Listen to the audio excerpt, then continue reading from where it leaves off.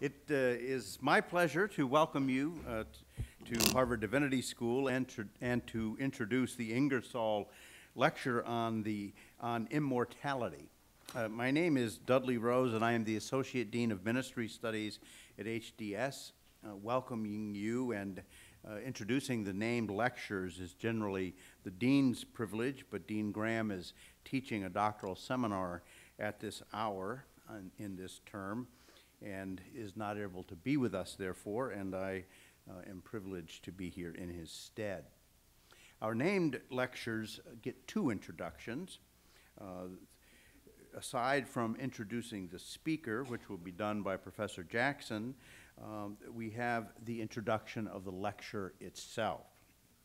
The Ingersoll Lecture Fund dates back to the year 1893. The original bequest of $5,000 was made by Miss Caroline Haskell Ingersoll, carrying out the wishes of her father, George Goldthwaite Ingersoll, a Harvard alum, born in Boston on July 4, 1796. Reverend Ingersoll was ordained in 1822 and led parishes in Vermont, Massachusetts, and New Hampshire until his death in 1863. The lectures were initiated by then Harvard President Charles W. Eliot in 1896. Ms. Ingersoll stipulated in the terms of the lecture that it not be or form a part of the usual college course and was not to be delivered by any professor or tutor as part of his usual routine of instruction. The Ingersoll lecture was to be given once a year, and the choice of the lecturer was not to be restricted to any one denomination or profession. Ms. Ingersoll further directed that the lecture should be made available to the public gratis in written form. Tonight's esteemed speaker, Professor Robert Desjarlais of Sarah Lawrence College, is the 96th speaker in this long line of scholars who have graced and inspired the Divinity School community through the decades with their lectures and presentations. The long line of distinguished speakers includes William James as the second presenter in 1897. They asked me if I was going to read them all. I'm not going to read them all. Josiah Rice in 1899, Amos Niven Wilder in 1964, and in most recent years, Daniel Lopez, Karen Armstrong, James Cone, Leora Betnitsky, and our now retired colleague, Francois Bouvin, and last year, Albert Roboteau.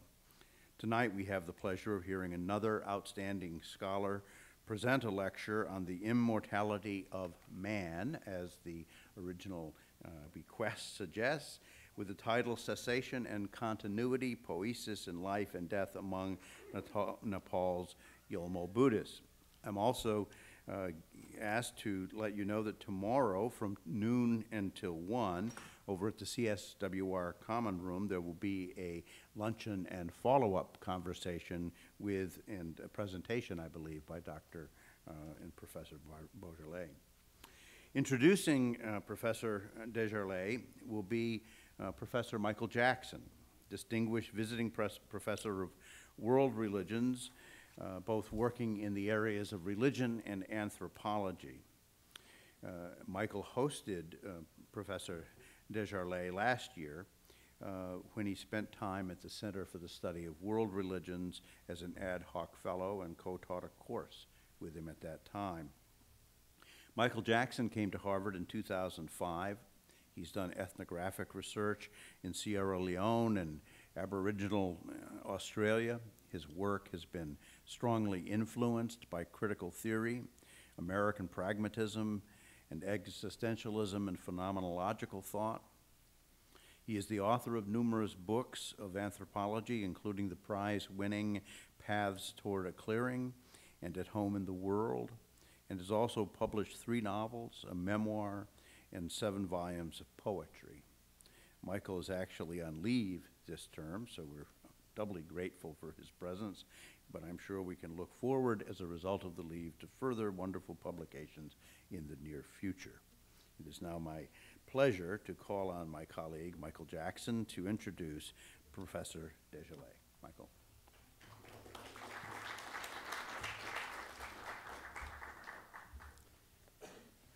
thank you, Dudley. I'm very, very grateful to have been asked to introduce my friend and colleague, Bob Desjarlais, today. Bob has, as Dudley mentioned, taught anthropology at Sarah Lawrence College since 1994. And over the last 20 years, he has published some of the most intellectually compelling and beautifully written ethnographies I know. The diversity of his interests is also remarkable. His 1997 Shelter Blues, Sanity and Selfhood Among the Homeless, was based on intensive fieldwork among the homeless of Boston. His most recent book, Counterplay, An Anthropologist at the Chessboard, published earlier this year, mixes autoethnography — Bob is himself a ranked and passionate chess player — with illuminating essays on the psychology, sociology, and politics of competitive play. But perhaps Bob's best-known works are two books based on his ethnographic research among the ethnically Tibetan people who live in north-central Nepal, the Yolmo Sherpa. Body and Emotion, The Aesthetics of Illness and Healing in the Nepal Himalayas, was published in 1992 and broke new ground in the anthropology of spirit possession, shamanic trance, and soul loss. For Bob not only observed Yolmo practices and became a close friend of a Yolmo healer, he underwent trance experiences and drew on this direct experience of Yolmo life to gain what he calls a visceral appreciation of the forces that govern Yolmo patterns of thought, behavior, emotion, and bodily being. 2003 saw the publication of sensory biographies, Lives and Deaths Among Nepal's Yolmo Sherpas. I know of but a few ethnographies that can compare with this one in the deep knowledge and empathy with which Bob Desjarlais recounts the life of Mehem Mehe Lama and the brilliant ethnographic digressions that provide background information as well as raise existential issues that speak not only to Yolmo, but to all human beings. What happens to a person's life after death? How can one reconcile the decay of the body with the continuing presence of the loved one in one's life? What is the value and meaning of longing and memory? Whenever I reread Bob's work, I am struck by the depth of his engagement with and his openness to Yolmo. His attraction to phenomenology is born of this desire to do justice to the other's lived experience, though it may defy our best efforts to grasp it intellectually or verbalize it. Even Yolmo accept the limits of intersubjective understanding. Quote, "One cannot know what lies within another's sem, or heart-mind.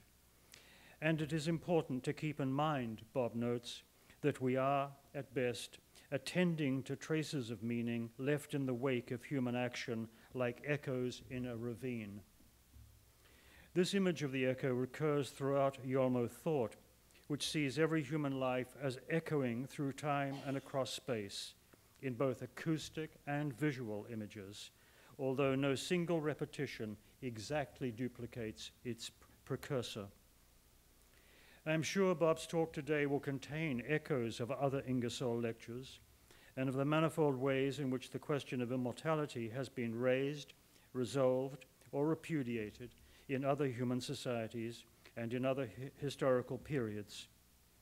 But I am equally sure that Bob's extraordinary ethnographic work among the Yolmo will provide us with new perspectives and provoke new questions. And so, without further ado, and with great pleasure, I invite Professor Robert Desjarlais to present the 2011 Ingersoll Lecture.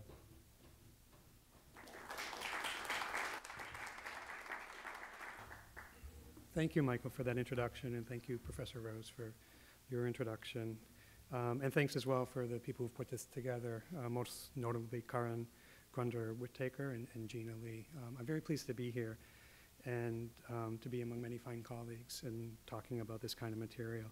And I think it's particularly fitting that I present this lecture in this setting because much of the material that I'll be drawing from today and talking about came about while I was here as an ad hoc fellow last fall and the summer as well. And it was the kind of things that I'm working through are very much drawn from the conversations I had with people here, colleagues and faculty, ranging from the classroom to cafes. And so I'm pleased to present this material today.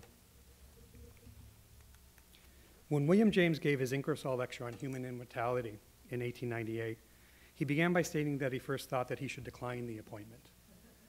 The whole subject of immortal life has its prime roots in personal feeling, he noted.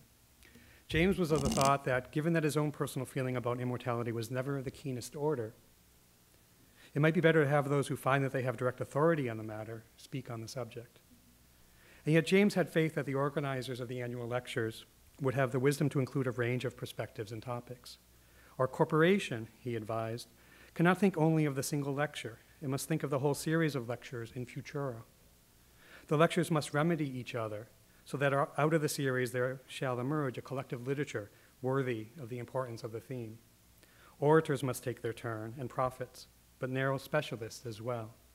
Theologians of every creed, metaphysicians, anthropologists, and psychologists must alternate with biologists and physicists and psychical researchers, even with mathematicians. If any one of them presents a grain of truth, seen from his point of view, that will remain and accrete with truths brought by the others. His will have been a good appointment. Standing before you a good century after James's words, I'm struck by the prescience of his vision, for what he advocated has in fact taken place. Scores of thinkers have spoken on the subject, from the anthropologist Clyde Kluckholm and Victor Turner to theologians such as William Sperry, who is honored in the very name of this lecture hall. Following the spirit of this great collective conversation, I shall seek, as an anthropologist, to add some grains of observation to the mix. Contributing to a knowledge and understanding of human endeavors on this planet is in fact an important part of the anthropological project in the contemporary world, for it is crucially important to get a sense of both the differences and the commonalities that shape what it means to live as human beings. All of this can further a certain accretion of truth. I should note, however, that any grains of truth I have to offer have not been fashioned by my hand alone. Rather, the observations derive most directly from engagements I have had for over 20 years now with Yolmo people, an ethnically Tibetan Buddhist people whose ancestors moved from Tibet to settle in the Yolmo region of north-central Nepal, and who have recently found homes in the Kathmandu Valley and in lands as far-flung as Korea and the US. I have conducted ethnographic research with Yolmo people, on and off since the late 1980s, in Nepal and in Queens, New York. I was in Nepal this past summer, conversing again with Yolmo people. I just want to show a few images just to give you a sense.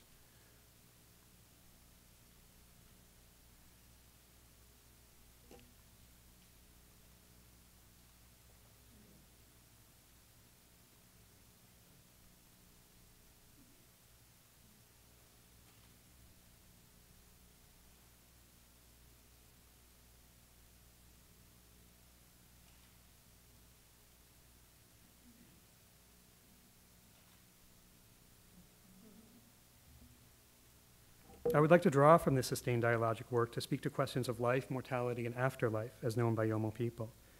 My work in this area has been driven by an abiding question, namely, what can the processes associated with living, dying, and death tell us about how certain features of human existence, such as consciousness, memory, desire, and bodiliness, are enacted and dissolved through a range of social, ritual, and communicative practices.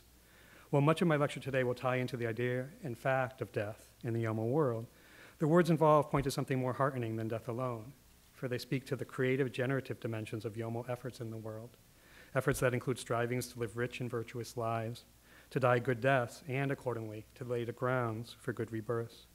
Human endeavors in this world carry this creative capacity. This ties into certain ideas of immortality. It is worth noting that immortality is not a word that comes directly to mind in speaking of Yolmo conceptions of life and death.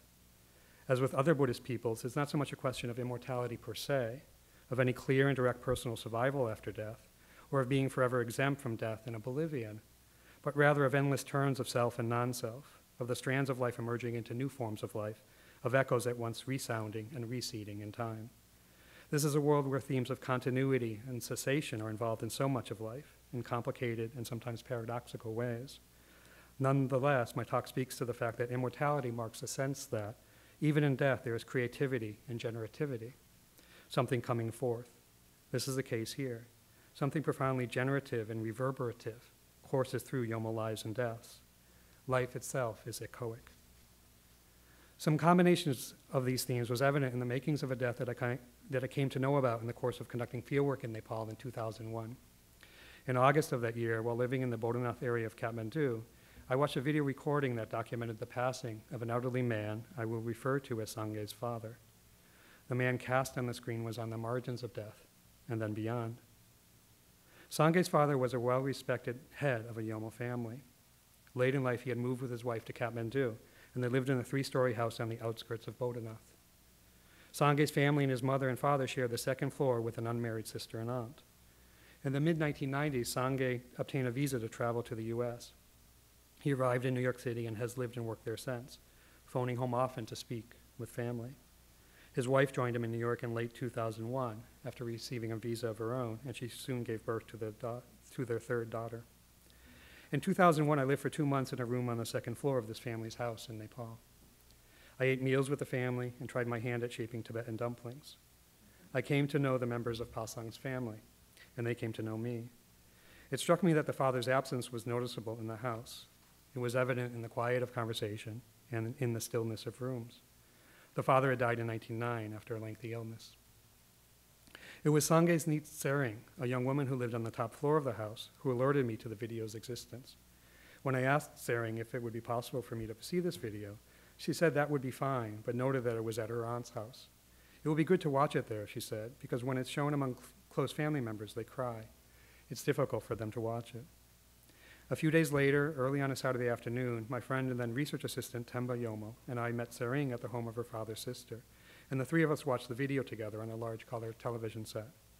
We sat in a tidy room with family photographs on a mantel, Thangka paintings on the walls, and a portrait of the Dalai Lama close to the altar. I felt uncomfortable, voyeuristic. I was watching the intimate visual record of the death of a man I had never met in life. Temba and Tsering appeared to be fine with the viewing, perhaps because they had seen videos of this sort before, but also perhaps because they were more at ease with death than I was. They commented on the events playing out on the screen, and I took notes. The video contained a series of unedited segments recorded on successive days. The first segment showed scenes of relatives and friends visiting to sit with the dying man in the home's main room. The man sat and rested in his bed. He appeared gaunt and weak with tired eyes. He looked at his guests when they spoke and nodded at what they said. At times, he contributed to the conversations in a faint, measured voice. His wife sat on the floor in the room amidst a group of women. She was quiet, looking on and listening to the conversations. Images followed of people visiting and family members preparing food in the kitchen. The video then cut to a scene at night when the man was dying. Several men talked quietly amongst themselves in the room with him, as though to help him die peacefully. Soon after, a lama, a Buddhist priest, leaned over the man to check his breathing. He determined that he had died. He draped a white cloth over his body. People whispered and stepped silently about the room. He looked quite alive, but also weak and somewhat vacant, I wrote in my field notes later that day. What must it be like to know you're dying, and these people have come because they know you're dying? Later on, he was lying down, then sitting up, then he was as though dead, and then he was dead. He was also talking a bit at times. He didn't look especially sad or frightened. He knew what was happening, and he appeared to be accepting of it. There was a sunken look around his eyes, as though he had been sick for some time, and he was already on the margins of death. A later segment of the video showed 2 Tibetan lamas performing a rite beside the body. People returned to the house on the day of the cremation, 3 days after the death. The final frames depicted the cremation rites and several funeral rites. Several weeks after watching the recording, I asked Sange's wife Pemba Doma if she would be willing to relate to me how her father-in-law had died. She agreed to this. Accompanied by Tsering, we sat together one afternoon and Pemba spoke in Nepali into a tape recorder. She told of how her father-in-law had gotten injured and went to several doctors for treatment for damage to the internal parts of his body. None of the treatments worked well, however, and his condition slowly worsened. Sange was living in New York City then, but he phoned home often, especially in the weeks preceding the death, to speak with his father.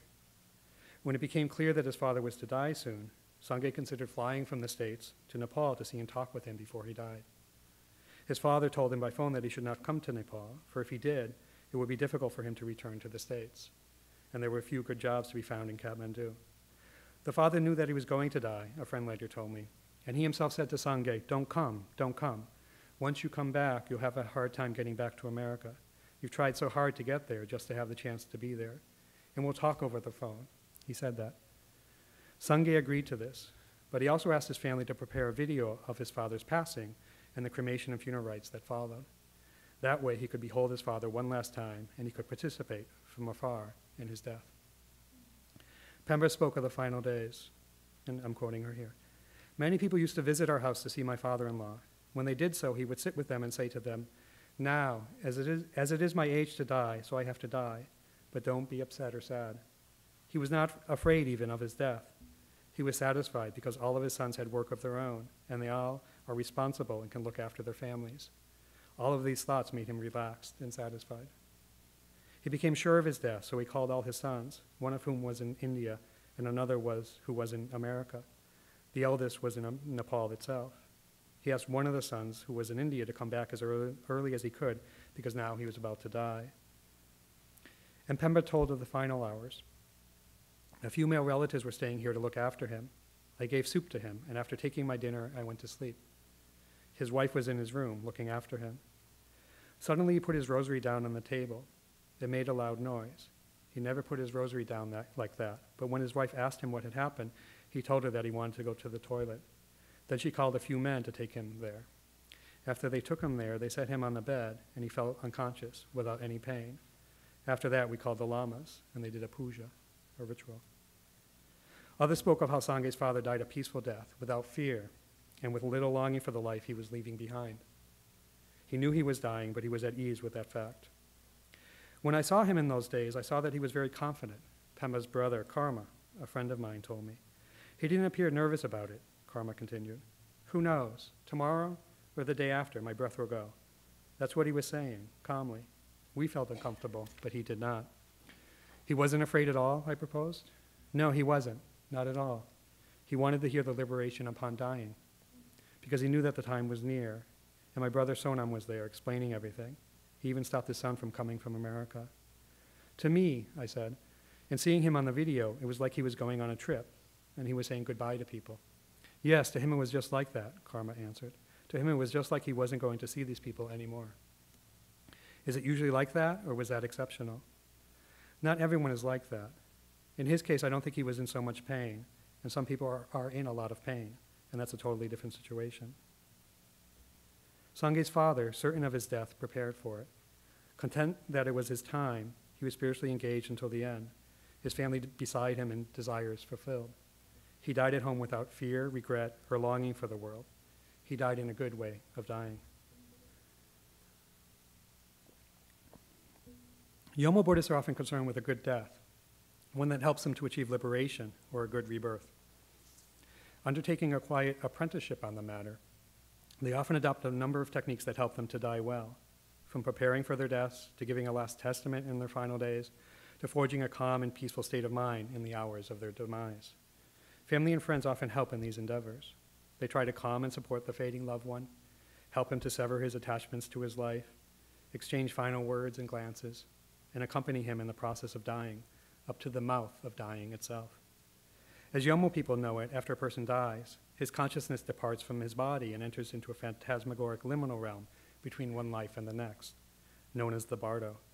This between can last up to 49 days after the death, until, basically, the consciousness moves into a new life form and is subsequently reborn in that new form, or it achieves nirvana altogether and steps out of the samsaric cycle of worldly karmic existence.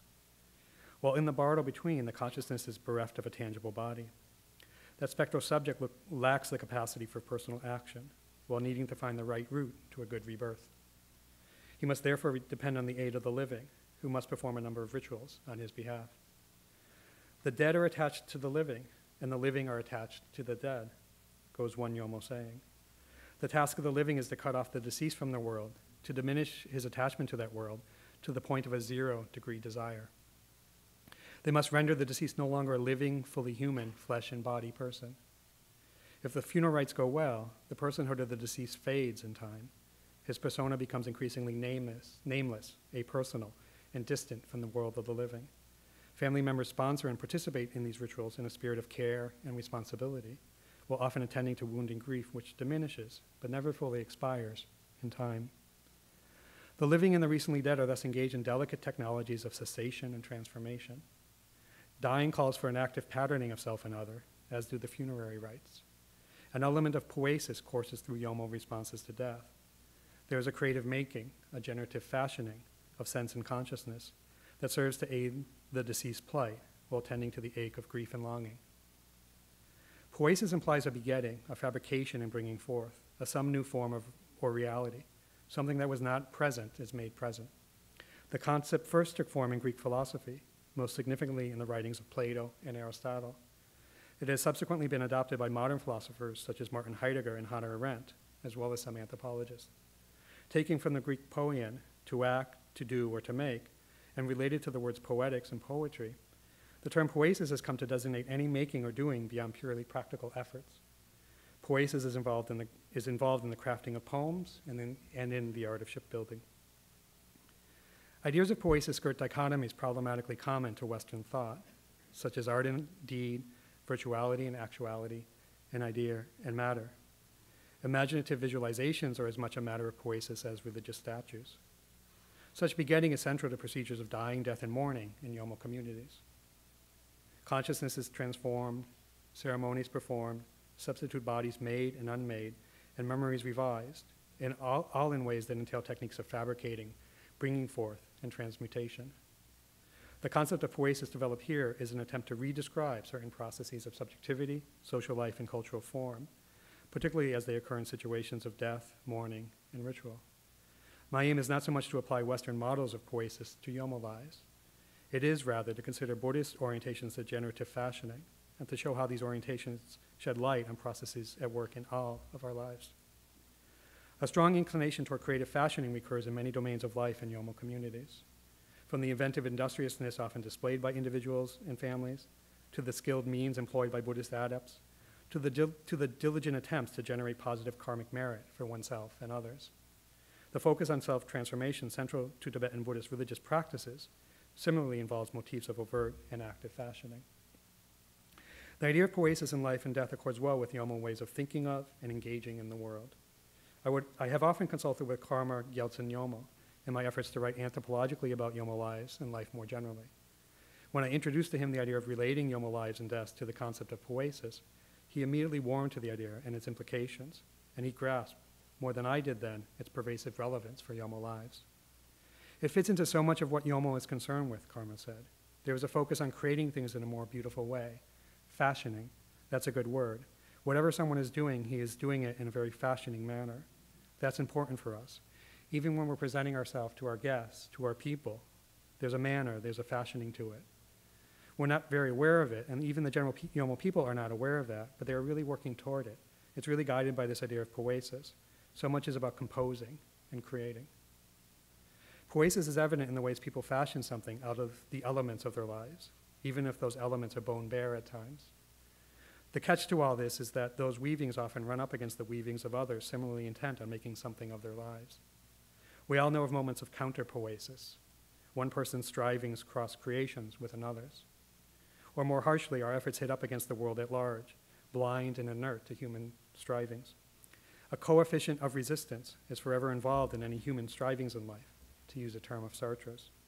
We create and fashion, most often, within situations of struggle, denial, want, and the wastages of time. There is a recurrent tension between what people aspire to in their lives and the forces that shape and constrain those lives. One significant way that this tension takes form in Yolmo lives ties into ideas of karma. Karma involves a kind of natural poesis, and that a person's deeds, positive and negative, bear fruit down the road. It is a matter of karmic cause and effect, wherein a person reaps what he has sowed, even if that sowing occurred in previous lifetimes of his. Karmic forces bring forth certain situations, be it a stretch of happiness or a lifetime of hardship, and there's not much that a person can do to change that. He or she can, however, strive to generate positive karma by undertaking virtuous deeds and cutting negative ones. Many a Yolmo life and death is founded on an intricate play between the generative designs of karma in a person's life and that person's attempts to steer the consequential flow of karmic actions. While a person might strive for a good death, for instance, He and others know well that his karmic heritage will play a large role in the ease or suffering of that death. Two types of death are consistently in play in Yolmo lives: the death that a person anticipates and prepares for, and the death that actually occurs. It's a matter of what is karmically written on the forehead, as many phrase it, and what a person endeavors to contribute to what is or can be written. Poesis can assume many forms.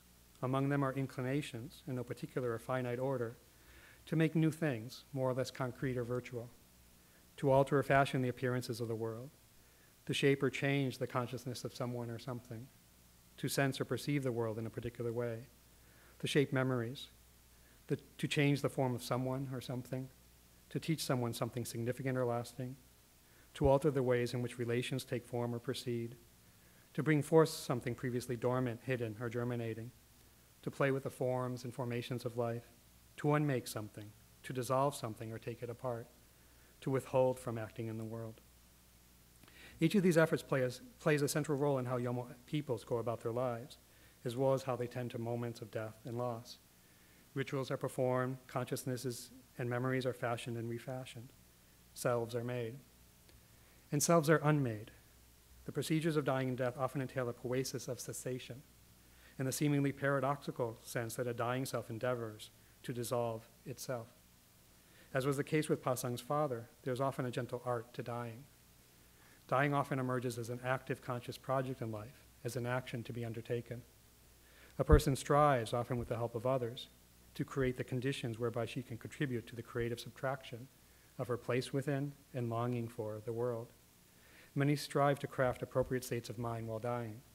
They try to dissolve their attachments to the world, visualize the forms of Buddhist deities, and contemplate the impermanent nature of all life.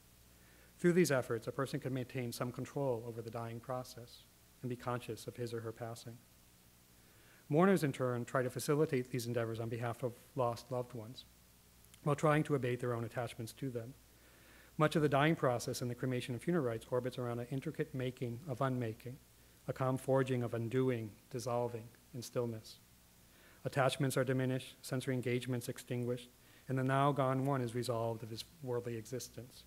In many respects, these efforts fit well with the intent of Buddhist teachings and practices, which tirelessly work toward the idea of letting go of ego, attachments, sensory dependencies, and the sense of a solid and unchanging self in the world. Dissolving, taking away, releasing, removing, until all is emptiness, until the self itself is stilled. These hard-gained endeavors apply both to Buddhist practices and to Yolmo methods of dying and post-life transformations. In thinking of how people engage constructively in the world, we need to entertain Buddhist ideas of taking away and consequential non-doing as much as we do Western philosophical ideas of poesis as entailing a directly active bringing forth. Stable ideas of active and passive break down here. At the same time, poesis here implies a provisional making and fashioning, one couched in the virtuality and impermanence of its own constructedness. Given that people usually do not engage in these efforts on their own, it's clear that much of the bringing forth that takes place in situations of dying and death, as in those of life, have a decidedly social cast to them. We're speaking most often of a kind of co-poesis, of a collaborative fashioning and unfashioning of self and other, as well as of a poesis on behalf of another. What people often bring forth or dissolve is on behalf of others. This is particularly crucial after a person dies, as the dead can accomplish little on their own. They must rely on the living to do this. This ritual assistance is a welcome responsibility, as the living long to act in ways that can benefit lost loved ones. These efforts at the cooperative making of a cessation trip up prevalent ideas of agency in Western social and political thought, which often paints personal agency as being a question of actions undertaken by individuals, often while under the constraining weight of political forces. Here, the operations involved are more like those apparent in the artwork Drawing Hands by M.C. Escher, in which two hands are busy drawing one another in moments of interagency. Individual action in the world is usually not from one hand only. And yet we can also envision a scene where one hand strives to erase another, or itself. Also rendered complicated in ideas of human poesis are notions of intentionality. One way to think of people's efforts in the world is that a conscious mind or set of minds are purposefully doing what they intend to do. But such a model of action runs aground of such involved arrangements as a person's memories, or the centuries-long development of a set of funerary rites? Where do we name intentionality in the flow of a conversation or in the haunting of a household? Given that cultural efforts seldom arise from a single author or subject in the world alone, there is a need to de-individualize ideas of making and creating. As conscious subjects and actors in our lives, we are made by words, social relations, cultural formations, and life circumstances, as much as we produce words, relations, and forms. Any phrasing stumble in depicting the operations involved here. Yet it's clear that designs altogether remarkable lay within the subtle, curious ways that life proceeds. The designs most encircled here involve social and ritual practices whose effects are to transform people or situations in some way. Each step of the way, as people die, mourn, and console, forms of consciousness are invoked, memories are revised, senses are engaged and disengaged, and selves are named and unnamed in an evolving charge of relations. The situations and virtualities generated in these moments are in line with a world familiar with tantric energies and transformative intensities. They proceed without any single author or known agent. They have powerful effects in and on life and beyond it. The generative dimensions of Yolmo lives and deaths are as much in evidence in the funeral rites that follow a death as they are in the life that precedes those rites. The funeral rites, which are usually performed in the first 7 weeks after the death, similarly involve ritual and sensorial means to transform situations, consciousnesses, relations, and the phenomenal grounds of people's lives. One significant aspect of the rites is that a series of tangible images of the deceased serve to simulate the deceased identity as it changes through time.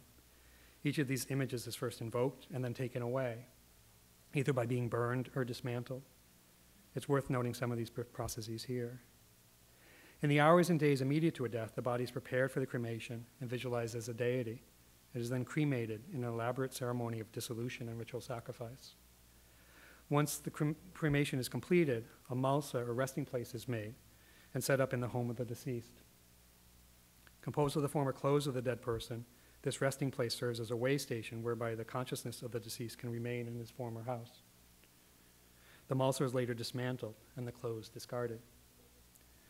During the first main funeral rites after the death and cremation, a jungpar, or name card, is used. This piece of paper often holds the printed figure of a human being on one of its sides and prayers on the other. At the crux of the ritual proceedings, a lama summons the consciousness of the deceased, then transfers it into the vicinity of the rituals. The lama burns the print just as he elevates the consciousness to the pure land of Amitabha. The consciousness is elevated, lifted up, and transported to a pure and more enlightened realm, just as the name card and the figure and identity inscribed within it is dissolved into flames. During the final funeral rite, commonly held in the 7th week after the death, a life-size effigy of the deceased is often made. Built out of the clothes of the dead person and adorned with a sheer white cloth of a face, it is set up in the place of the funeral proceedings. People tend to treat the effigy as a simulacrum of the deceased, and they often relate to it as though the dead person's consciousness is inhabiting that lifelike form. A name card is again produced and again set to flames to a flurry of dramatic music. At this moment, the effigy is dismantled into a pile of loose clothing. The effigy sudden dissolution serves as an object lesson in the methods of life, death, and impermanence. The presence then absence of the effigy nods again to the constructed, relational, and empty nature of all reality. The act of dismantling the effigy reflects a second cremation. The deceased body is eliminated once again. Gone in a matter of seconds, it is torn asunder, disaggregated. In effect, then, images of the deceased are made and then destroyed time and again throughout the funeral rites. While it's difficult to say for sure why this is the case, it's evident that the making and unmaking of corpse images models the flow and ebb of life, as known by Yolmo Buddhists and perhaps Buddhist peoples more generally. Composite forms arise, exist, and cease to exist. Persons are made, then unmade. A series of minor fleeting rebirths and sudden dramatic redeaths occurs throughout the funeral rites. Apparently, there is a need to enact the death of a person time and again. Once the name card is burnt for the last time, people tend not to speak the name of the dead person again in daily life. The dead have no need for names, I have often been told. Indeed, the funeral rites as a whole trip a process of effacement in which the deceased's name and face are gradually but decisively dissolved. The body is soon covered up in a white cloth. The body is cremated.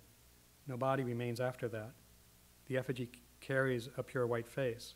The name card bearing the figure of a human being is burnt, after which the deceased no longer has a proper name. Bones, ashes, and the cinders of the name card are taken and molded into generic figurines known as tatsa, which are placed in pure places far removed from the traffic of everyday life. No names are inscribed on these figurines, resulting in time in an air of collective anonymity to the dead. It's clear that the deceased identity undergoes a comprehensive transmutation. What occurs is a ritually geared movement from more personalized and concrete physical representations of the deceased to more depersonalized, abstract, and collective ones. Step by ritual step, image after image, the deceased comes to be signaled in more remote, subtle, nameless, and unworldly terms. Other transitions arise as well. The dangerous impurity and coarseness generated by the corpse alters into the purity and transcendent otherworldliness associated with figurines and relics. Whereas corpses, effigies, and name cards are but fleeting images, the quality central to figurines and shrines points to objects which can last for years, generations even. In this dizzying swirl of cessation and continuity, the representations of the deceased skirt from the world of the living and the dying, from painful cycles of samsara and suffering, to realms removed from this world, nodding toward the timeless and the painless. The imagery advanced by the funeral rites serves as an object lesson in the ways of life. They teach both the living and the dead that living forms exist and then cease to exist.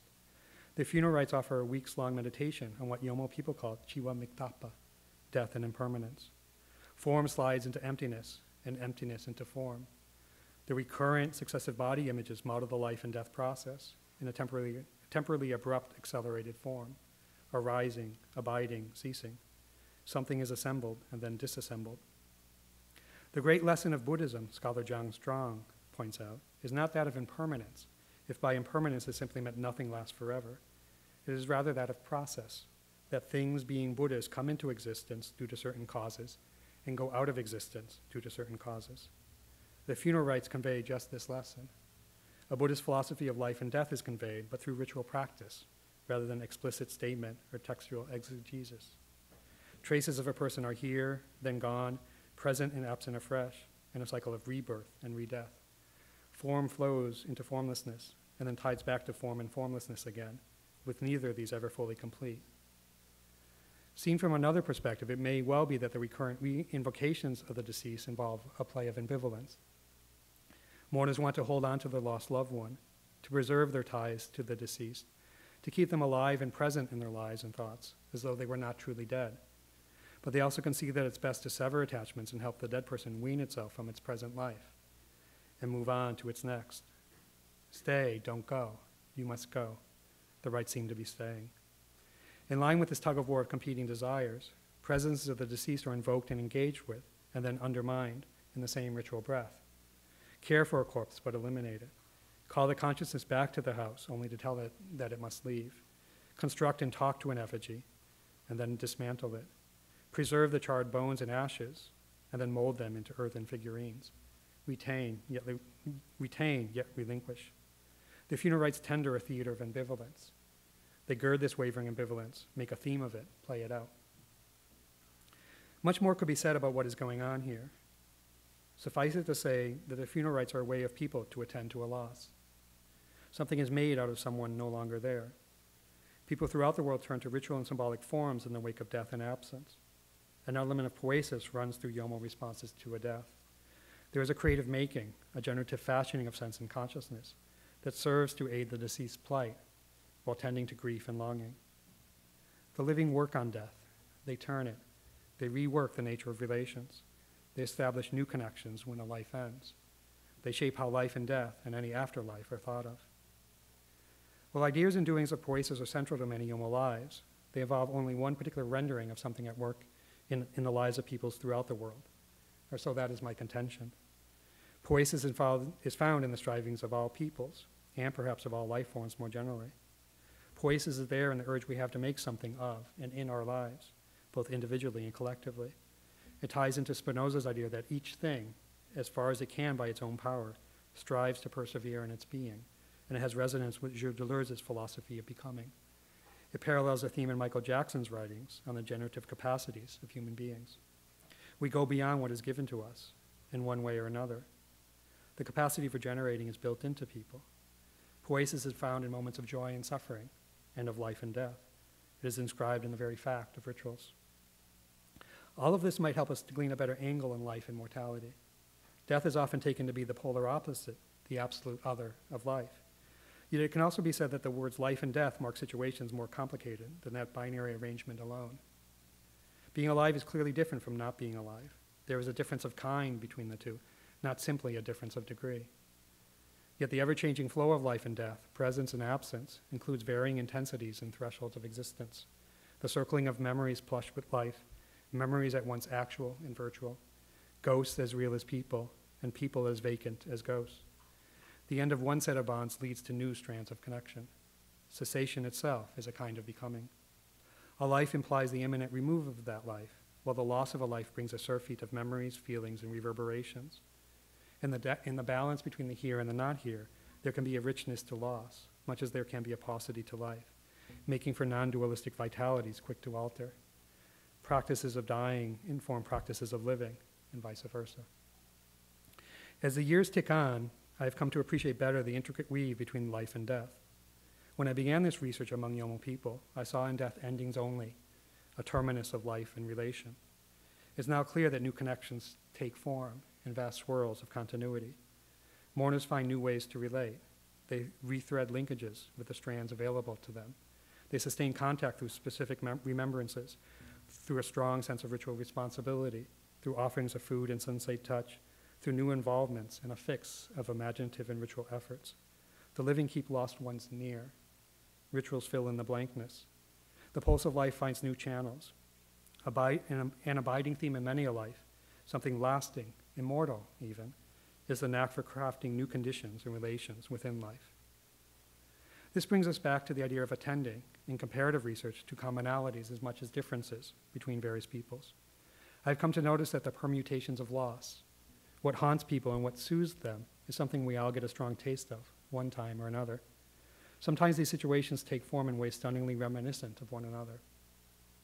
A person close to me tells me of how the presence of a friend who moved on to another city continues to linger in her life, as though he was still there right beside her, walking about with her, sharing thoughts with her, and yet he is not quite there.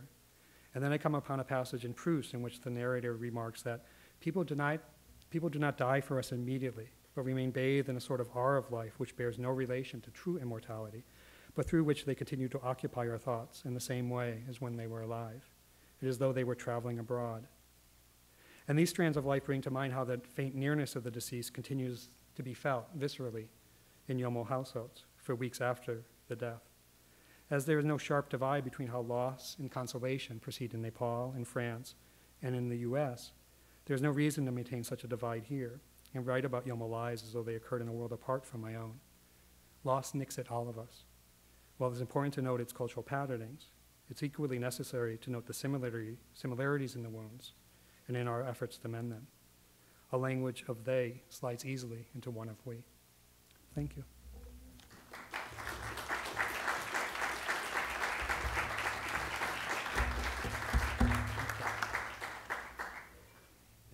Thank you so much, Professor Desjarlais. That's given us very much to think and talk about. We do have time for questions, and I'm going to ask you to moderate your own discussion, and we'll cut it off when you're ready to eat. Okay. Which is now. Susan? You started off talking about a video Mm-hmm. made of someone dying. I wondered how does that work in terms of the whole Exactly. ritual of effacement and lessening of personhood? Yeah. In effect, that's a long footnote in the paper, in a way, because my own sense is that these new technologies, both videos and photography, are something quite new to these rituals that probably have developed through a series of centuries. And even a good 40 or 50 years ago, photographs were very barely known by Yolmo people. And I think it's introducing something new into the practices involved. And I think it's affecting how people think of the death, how they relate to the death. Photographs, for instance, people often talk about how they're best not to keep around the house after someone has died for several reasons. One is they invoke memories of the deceased person, and even thinking about a deceased person can draw that person's consciousness back to the house. People have sometimes talked about how if there's a photograph of a deceased person on a wall, the consciousness of the deceased person after the person dies is looking for a home, looking for a body, and will often go to that photograph. And that can lead to a haunting of a household. But at the same time, many people want to have images, photographs of people after they die. And this actually ties into a practice in Yolmo society of seeing the face of a person before or after they die, of maintaining some kind of visual imprint or memory. And photographs contribute to that. But it's the thing with photographs and videos, there's not a ritual practice where they're then disaggregated. They're not taken apart. And so they continue on in ways that are different. So in some ways, it's a kind of combination of these very distinct manifestations of a deceased person, but with the solidity of these other things like the relics and the figurines, which have more of a sense of anonymity. So I'm trying to pay attention to that and see how things are proceeding for young people. But that's a key question. Oh, please, yeah. Thanks for explaining this in thought. Are the forms that this Poiesis takes, to use your terminology, radically different or very similar if the death is not a good death, it's unexpected? The death of a child or a death by bus accident or something like that. Do you still see the same kinds of structures, or do they have something different, a different ethos? The rituals are quite similar, but the atmosphere around the rituals can be quite different. There's often more strain and stress. If someone died because of some act of violence, there's a lot of interpersonal things going on with families. If someone dies a very misfortunate death, there's considerations of what provoked that, either within the world or because of someone's karmic heritage. When young children die, it's a very different category of rituals that are played out. And so I think the underlying themes are the same because the rituals are the same, but they take on different situations. So if I had told a different story of a bad death at the beginning of the talk, you would see that actually this is more of the story I told, obviously was an exemplar of a good death in a way, where things sort of click together, and that is often not the case. So I think the themes involved are similar, but they get played out in different ways. Yeah. For a very interesting and inspiring talk, and I wanted to thank you in particular for the idea of this letting go or this disassembling moment as also a creative act. That's really, really interesting to think about.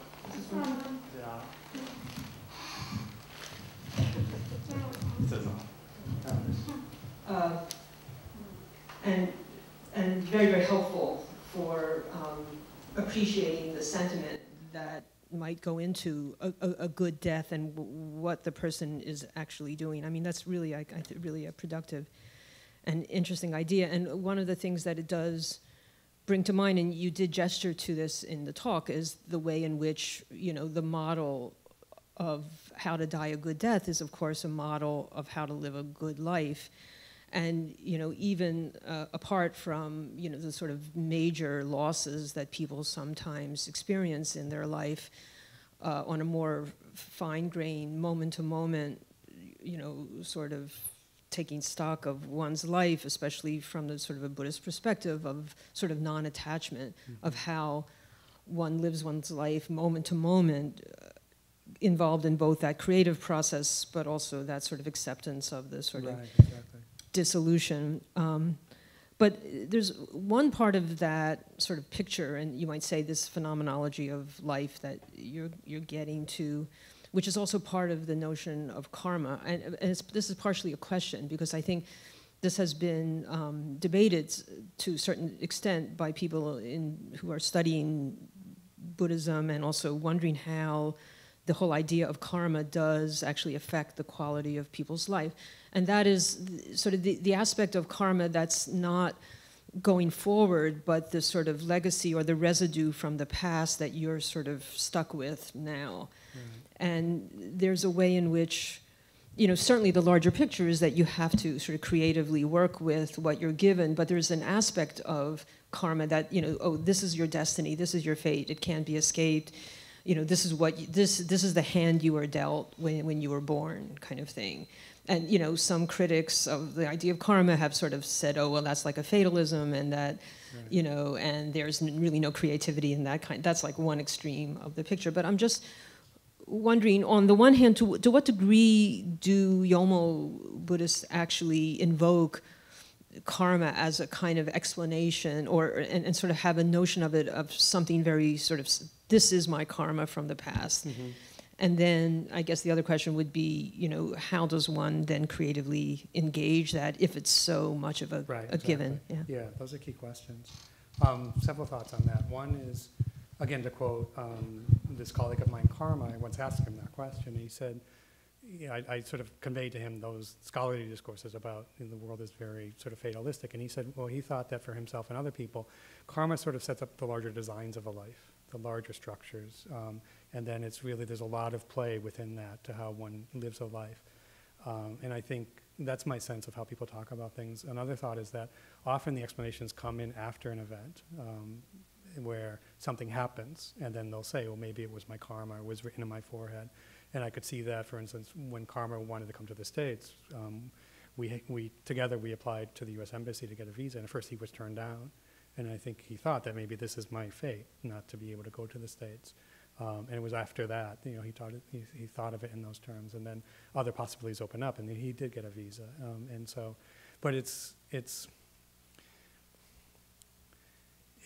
as I'm sure you would say yourself, it's a very intricate play between these notions of things that have come before that are shaping the present and the future, and the ability of someone to shape one situation and to work with it and to create new things. And it sort of makes, I mean, in a kind of intellectual way, it seems like there's a kind of paradox, but if you think about how people actually live their lives, it makes sense. It makes sense in our own lives as well in that way. One could even think of genetic heritages, for instance.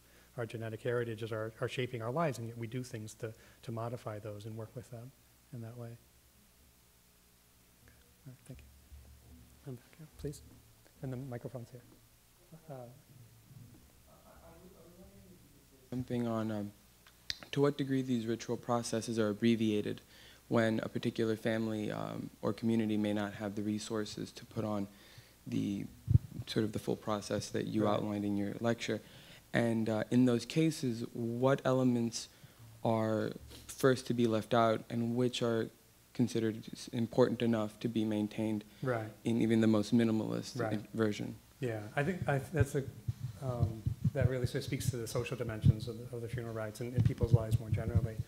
The things that I talked about are they're there always, and these are the things that are sort of crucial to help the person achieve a new rebirth or transfer into another realm of some sort. But the thing that's different is that if it's a poorer family, one of the things that happens, and particularly the last funeral rite, the name of it is called Gewa, which literally means merit. And that funeral rite is geared towards generating positive karmic merit for the deceased person. And one of the ways you do that is you invite a lot of people, as many as you can, and in a way you're paying back any debts that the deceased person had towards these other family members. But and that sort of generates positive merit, or actually sort of wipes out any negative merit.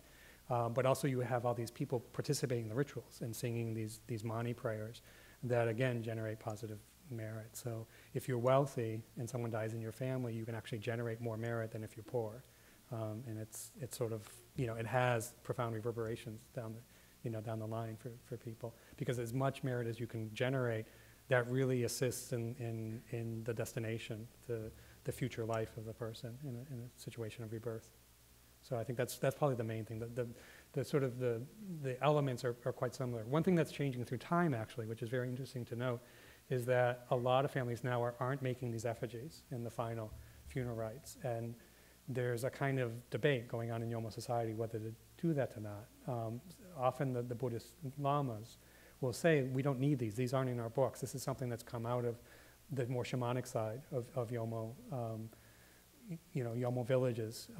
And we don't need this because it's very intense, it's very dramatic, and actually invokes emotions in a lot of people, and invokes memories of the deceased person. People talk about how this is the last time you're going to see the deceased person alive, and you won't see this person anymore. And so they feel that this actually, by taking away these effigies, you actually have a more focused kind of ceremony at the end. And other people feel that this is the way they've been doing it, and if to quote one person, he said, I didn't want to do this because, in my training, I don't think we need to do this in terms of when his father died. But he said, my brother wanted to do that. And the brother said, I'm not going to go around after the funeral and have people say he did not use the effigies in my father's funeral, because then it's shown as a possibility of a sign of disrespect. So that's one of the things I'm trying to pay attention to, is how this is changing and how these virtual realities, these virtual images and these simulations are tying into a whole number of different things in Yolmo society. Oh, please, Frank, in the microphone. Yeah, thanks for a wonderful talk and to see the fruits of the work you were doing while you were here last year.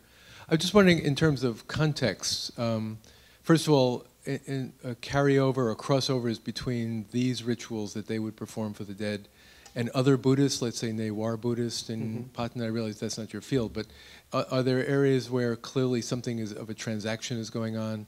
And then you mentioned in the United States, in Brooklyn, Queens, whatever, do you see any kind of Americanization going on where the rites are changing either for practical reasons or other attitudes toward death creeping into the way these things are thought about? Right, yeah. In terms of the second question, most of the people who've moved to Queens are younger people. So they really haven't, I don't think there's been a death yet. And I'm wondering what's going to happen when that is the case. What do they do with the body? Who do they have to perform the rituals? I don't, there's a lot of Tibetan Buddhist priests, for instance, and Yolmo lamas as well, who can perform the rituals, but how do they bring families together? Do they send the body back home? And I think that's something that's going to happen through the next decade or so. And this is something people will have to think through, and there'll probably be different dimensions of it. I think with the increasing technology, that's going to weigh into how people invoke memories of the deceased person too. And then I think there'll probably be like double funerals. That would be my guess. Often there's double funerals in the Yolmo region and in Kathmandu, and that's quite viable. And you can do as many funerals as you want because it just keeps adding. It's additive rather than, you know, cross-cutting one another. In terms of the other societies in Nepal and beyond, these practices have a lot of affinities with other Himalayan ethnically Tibetan Buddhist peoples, such as Tamang people, Gurung in particular. And you see a lot of affinities. There's effigies are made, and also Gurung people in Western Nepal. A lot of the same sort of, the use of the name card is used, and you find that in Tibet too. Jen and I have talked about that. I think Newari has sort of gone off differently historically. And I don't know as much about Newari ritual, but when I try to understand the affinities, it's the Tamang people, Gurung, and other Tibetan Buddhist peoples in the foothills north of Kathmandu that I pay attention to mostly. Okay, thanks. Please. Thank you very much for a very rich talk. You've given us a lot to think about. One of the things that strikes me as I hear your description of this funerary ritual is how visual it is. Mm-hmm. It has to do so much with the creation of images and the deconstructing and destroying and burning of images. And of course, that's consistent with the way you presented it here. You presented us images, and it's also consistent, of course, with the idea of a video, which is the way one experiences, I guess, those moments of dying and finds a way in that process to let go. And it seems to me, as I think about this, that funerals don't have to be so visual. Right. You know, you think of Christian funerals that we've been to recently, they're really much more verbally oriented, where the central evocation of the dying person is the eulogy, the good word that speaks about the person's life. And the words of the eulogy are woven together with other kinds of words that have other kinds of liturgical meanings. And so I guess my question is, does the visual dimension, or the visual aspect of this Yolmo ritual tell us something more general about Yolmo society and religion, perhaps even about Buddhism in general? Is it more visual in the way it approaches such ritual processes? If so, what does that mean? Mm-hmm. What does this tell us about the tradition more generally? Okay, good.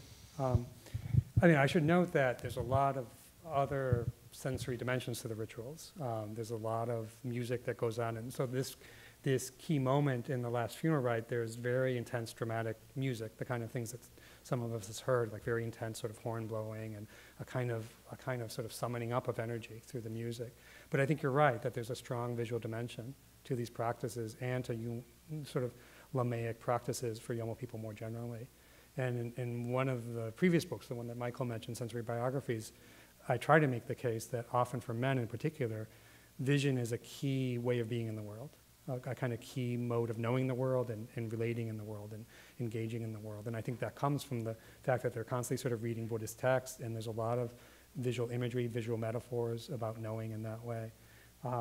For women, I think that's less important, and that's one of the arguments I make in the earlier book, is that often women's lives are oriented much more towards speech, and the speech of themselves in relationship to other people, and there's moral dimensions to that in particular. One of the things that actually I never thought about in this way, but it'd be very interesting to study the funeral rites of what are known as the bombo in the Yolmo society, which you could use as a loose translation, the shamans. Because the shamans, and this is again, you find something throughout the Himalayan range, are more associated with speech.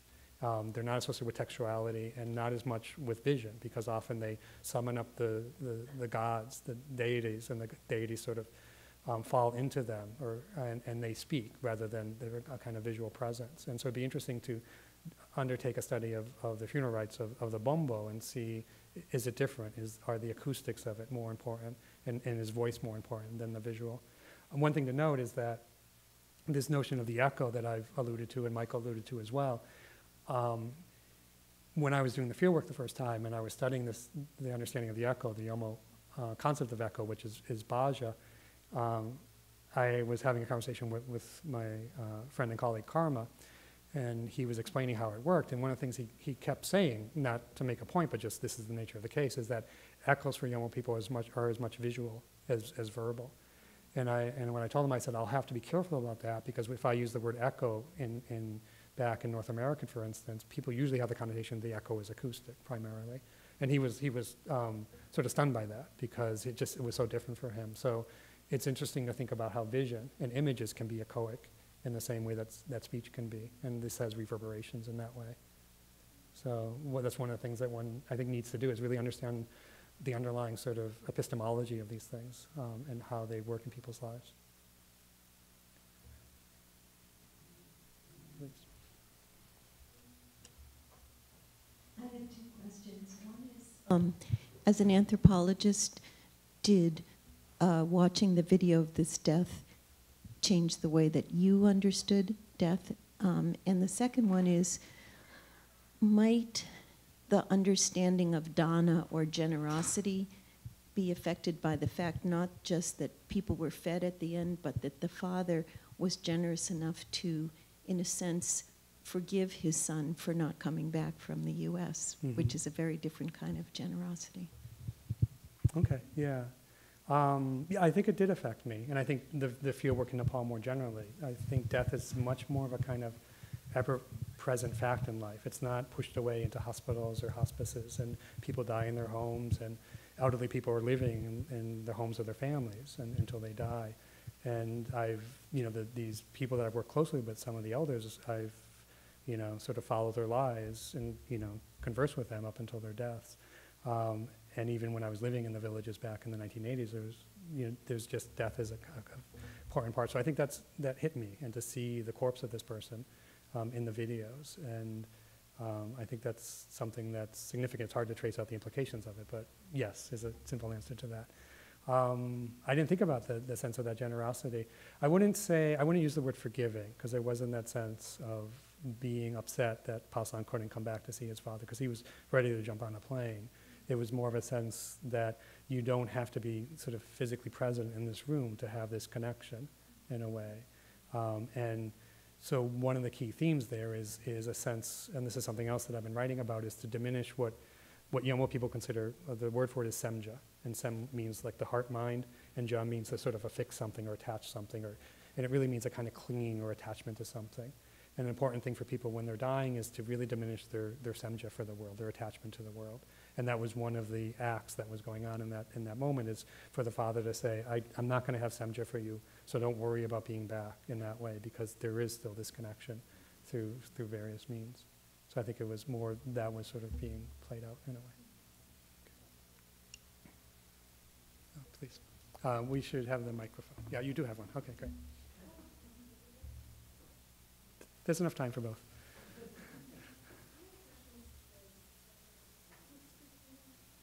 Not yet, yeah.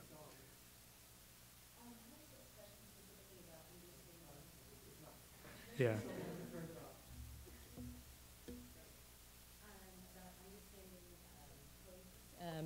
in general, just understanding the concept. Specifically, you mentioned several themes that are involved, but I was curious about what is the ultimate goal of it. So some of the themes you mentioned is, control or intentionality, creating something beautiful, or, is it a natural process? Is it a natural, like, human instinct? Or is it even to understand the process of transformation itself? And what I was curious to know is, do you believe that the ultimate goal of that is, basically, how does that relate to Poesis as deconstruction, as undoing? And if you believe the ultimate goal is kind of the same of Poesis as making versus undoing.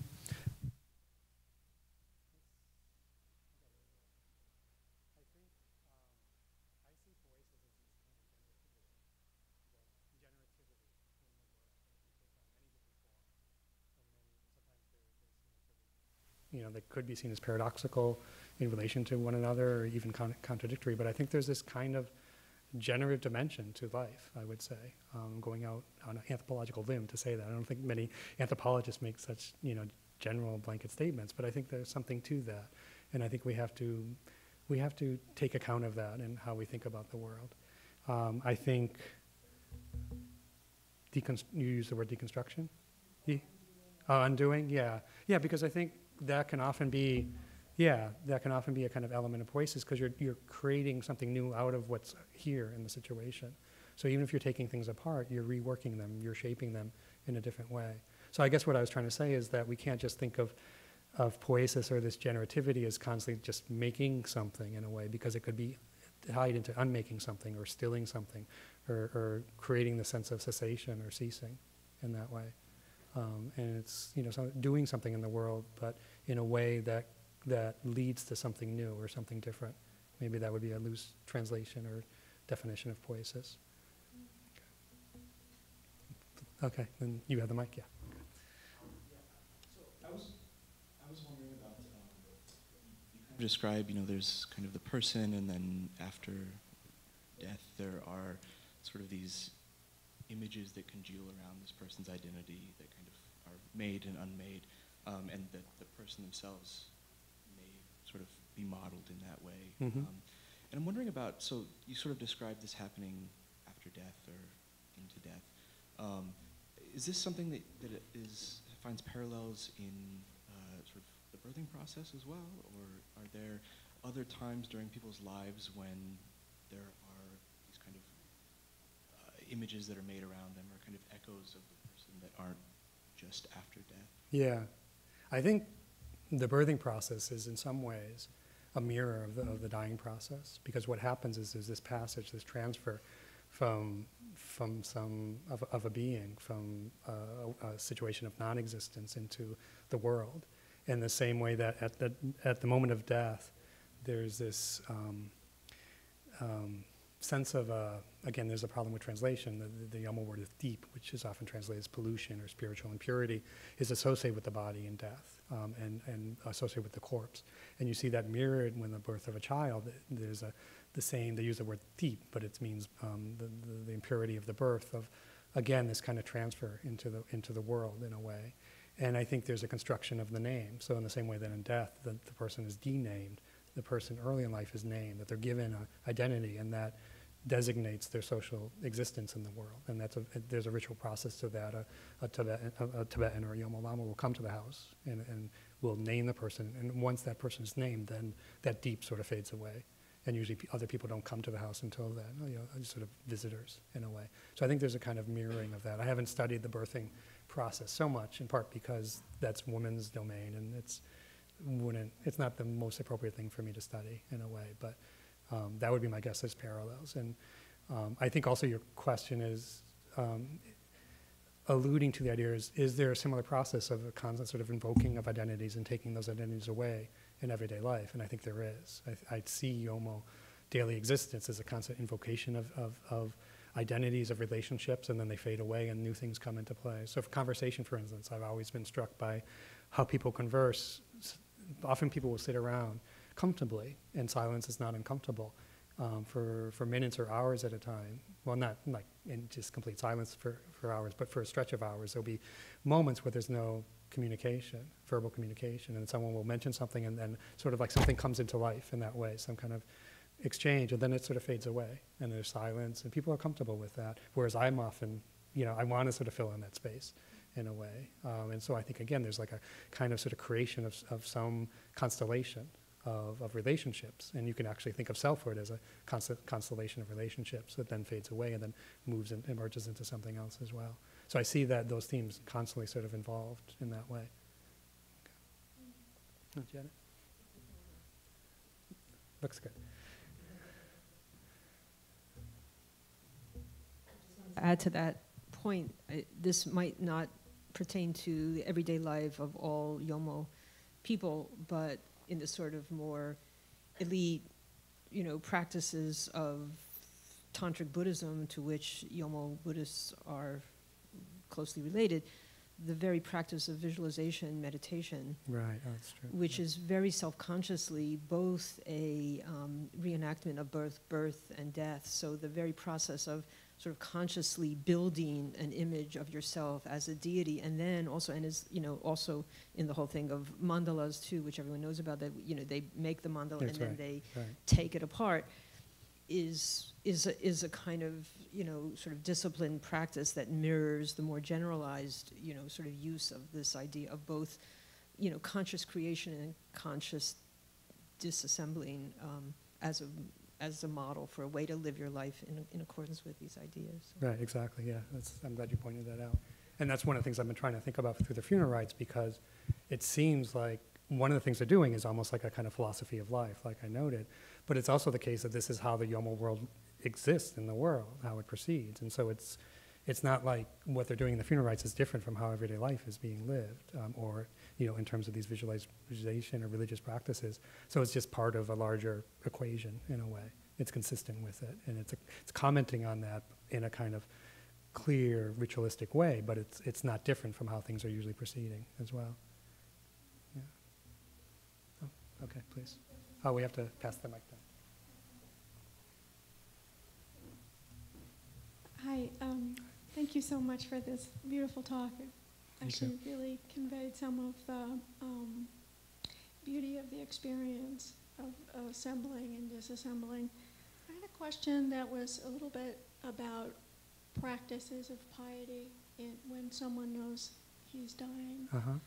In some Buddhist traditions, there's a concept of not only having a hunger or desire or thirst for existence, but also a hunger for non-existence. Uh-huh, okay. And it has two valences, and one of them is considered a kind of greedy hunger for non-existence.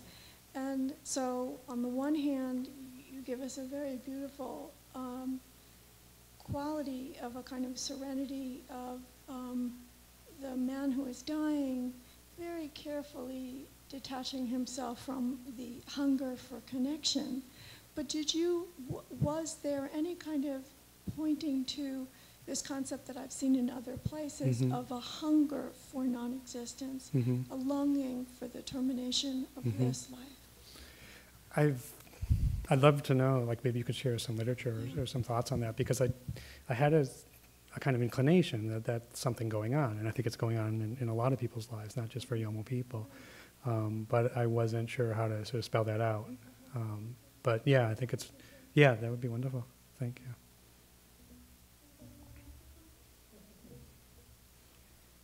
I think we're hungry now for non-existence and dissolution. Okay, thank you.